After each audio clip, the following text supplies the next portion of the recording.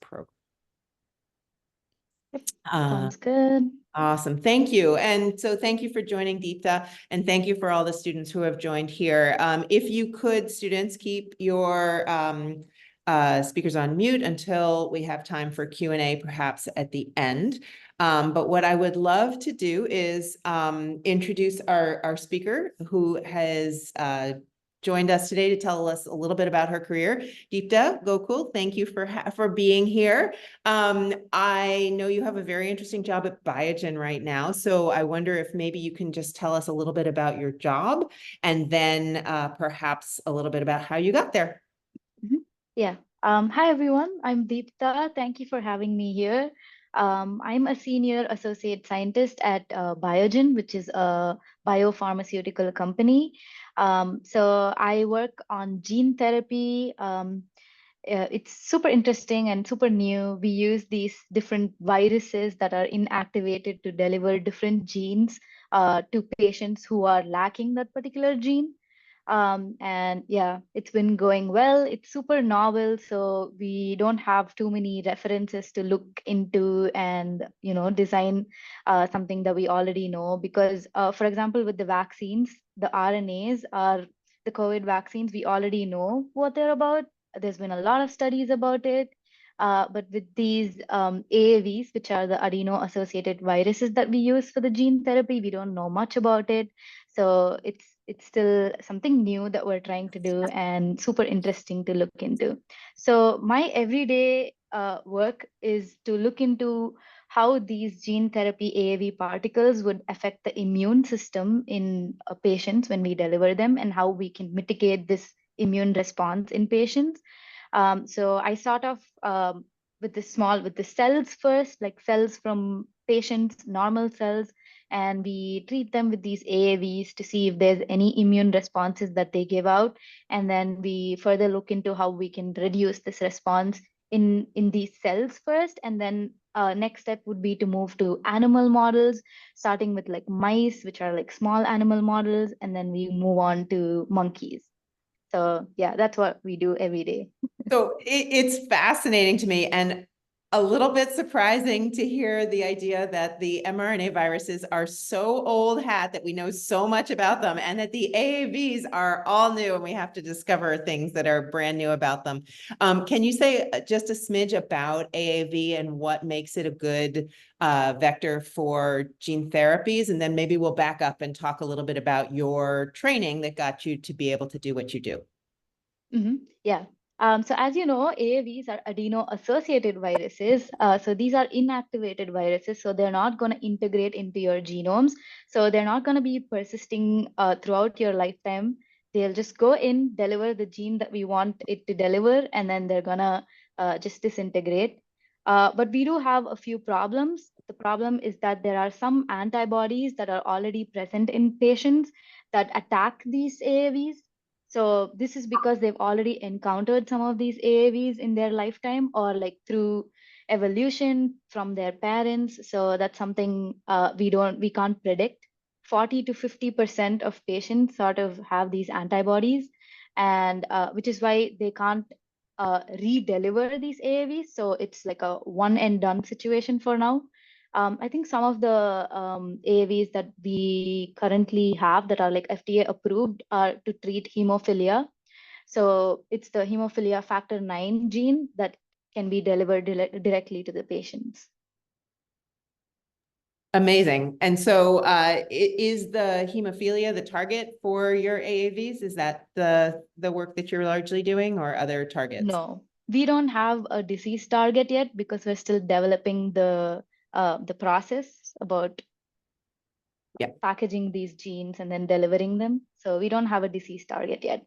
I think that's a really important and interesting point, is that a big drug company like Biogen is still working on platform technologies that can be somewhat agnostic to what they are delivered towards, just as long as you can have a methodology for doing this kind of work. The students who are part of this program are learning a lot of fundamental methodologies, and I think it's very important that this be sort of called out, that as you learn the basics, it can be applied to a wide range of things. So Yeah. I think that's very cool. Mhm. Did you always know you wanted to be a biotechnologist? Not really. I think I started off by wanting to be a doctor, Mhm. and then I kind of saw what was going on in the background, like we don't see all these science and like research um, directly at the bedside, patient to bedside. So yeah, it's the background work that I was super interested in. I didn't know all this was going on. Yeah. And so, what was your educational pathway to get to do what you do? Mhm. Yeah, I started off with a bachelor's in biotechnology in India. So in India, it starts off, even biotechnology has a lot of engineering going on in the first year. So that was interesting. I realized I did not want to do engineering. So I moved to the research part of it, and I really liked it. I think I started off with some of these PCR reactions that was super fascinating to me at that time. And yeah, that was the thing that got me interested in research and science. I love that it's a laboratory technique that led you to your pathway, because part of this program is to mix these online sessions where we do some, foundational information, a little bit of hands-on with time in the laboratory. All these students are spending 5 hours in the labs on Saturdays learning a lot of these techniques and technologies, and that includes PCR. So we will get to that. So very cool. Oh. So you started in India, and then Hmm. how did you And continue on then your career?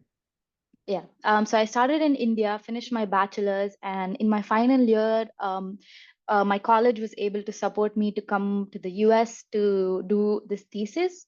So I did like a bachelor's thesis in breast cancer, some chemistry going on there. Like I made these crystals, like the um, crystals that support the endothelial to mesenchymal transition in breast cancer. And then once I did that, it was COVID, so I had to go back to India. And then I came back to do my master's in University of Illinois, Chicago. And yeah, and I think I've done a bunch of research, like different stuff. So after the breast cancer in Pitt, which is where I did the thesis, I came to UIC and I started with some biosensors. So that had some physics going on. That was interesting too, but I wasn't super interested in it. So I decided to pursue my thesis here in Boston at Beth Israel Deaconess Medical Center. So that was a Harvard affiliated lab. So it was very intense, but I still looked into some genes that contribute to breast cancer. And this was also a novel project because we looked into these transposable elements that have not been widely studied yet. So it was a lot of different techniques and things that we had to do in the lab to characterize this particular gene. And once I did that, I decided academia is not something that I wanted to do. So I moved to the industry. That makes a ton of sense. It is not a pathway for everybody. Industry is such an interesting and research-rich area to do your work. It sounds like many of your projects are linked with the idea that you're moving pieces of DNA from one place to another, whether it's through a Yes. virus or through transposition or other things like that. So again, a lot of the ideas and a lot of the ways of thinking, ways of doing are transferable because you've Mhm. learned and are thinking in a particular way and working in a particular way. So how are things at Biogen? How do you like working there? Do you work with a lot of people? Do you have days that are very predictable or very unexpected? Or tell us a little bit about working in industry. Yeah, I think working in industry is definitely fast paced. Like you see your results impacting a lot of things that make a lot of sense. I feel like in academia, it takes a long time to even start the process of it making sense first. So it was super nice to like get into the industry and like dive into like the work that's going on like as soon as possible. So yeah, I think it's been fun. Yeah, I work with a lot of people, so that's fun too. It's a lot of collaborative work, so yeah, it's very fun. Yeah, I was surprised by that, by how much collaboration there is in science and how much you interact with others, rely on others. It really is a team sport. It is not something that you do as an individual by yourself without input and exchanges with others. So that was something I thought was surprising when I started actually doing science. Are there things that, knowing what you know now, you might change, or you might tell yourself, or you wish you knew when you were just a little bit earlier in your career?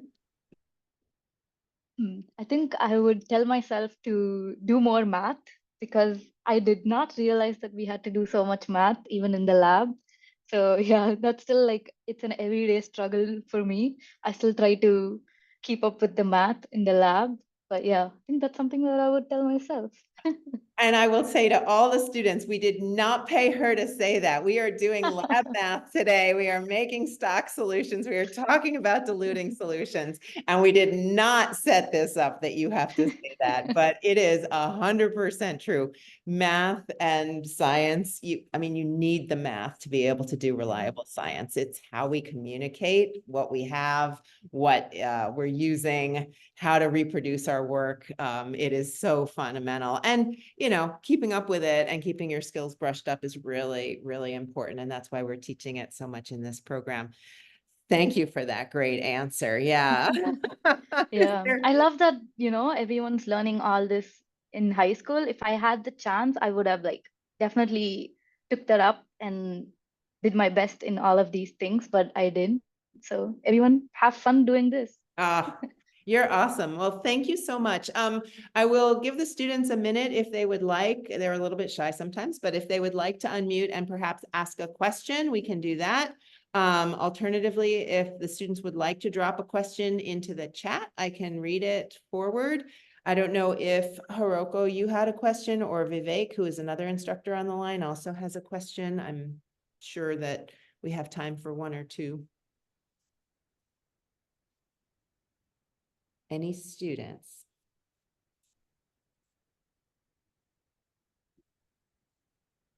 Hey, Deeptha, thanks so much for coming today. Hello. Can you tell the students a little bit about if they have a interest in biotechnology and if they really like manipulating stuff in the lab, um, is a PhD track absolutely essential, or can you do other things without that PhD track? Yeah, that's a question I've been asking everyone around here too, because I don't have a PhD yet. I only have a master's. So I've been looking into a lot of PhD programs. And one thing I was asking is, can I grow in the company without a PhD? Like, can I go up levels as a scientist? And the answer is yes, definitely yes. You don't need a PhD to like move up in your career in the industry. Maybe in the academia, you would need it to become like a professor, but I do like teaching, and I feel like I can find other avenues to teach even in the industry. So I don't think you need a PhD to go ahead in your career as a scientist.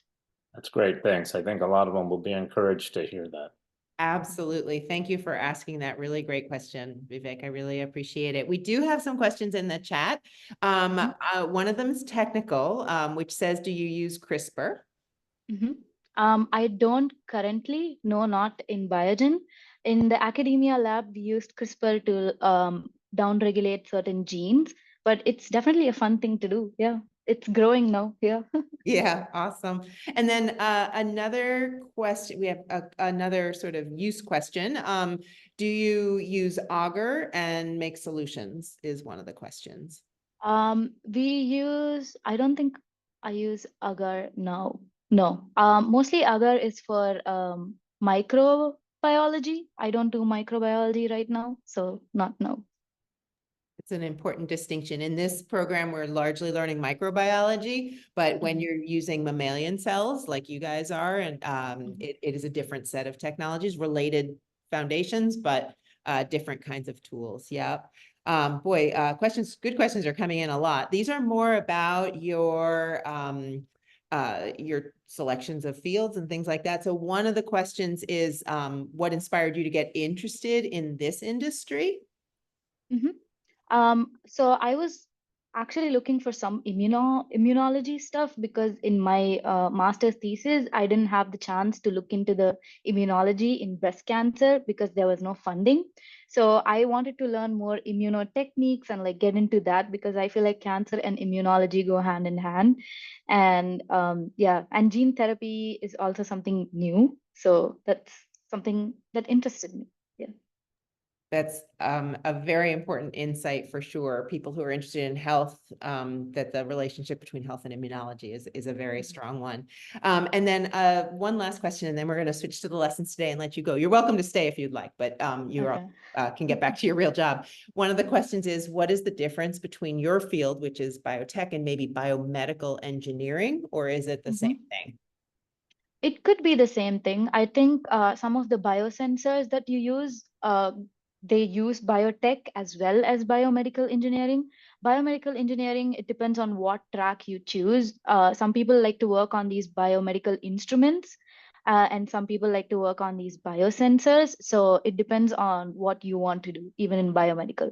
But I know some of my colleagues do have a degree in biomedical engineering, but they chose to do research more than the instruments and some of the biosensors or stuff. I guess in the end, it is all connected, and there are many ways to get to the research questions and the career point that you're most interested in. I think this has been wonderful. Thank you for bringing so much insight and so much experience to this conversation. If the students have other questions, perhaps they can come through me or the other instructors, and we will forward them along. But this has been wonderful. Thank you so much for taking the time to join us today. Yeah, thank you so much. It was so fun. I'm still a younger and amateur scientist, so it was nice to share some of my interests and some of my things. Yeah, thank you. Thank you. Thank you so much, Thank Deeptha. you. Appreciate your being here. Have a nice day. Bye bye. All right.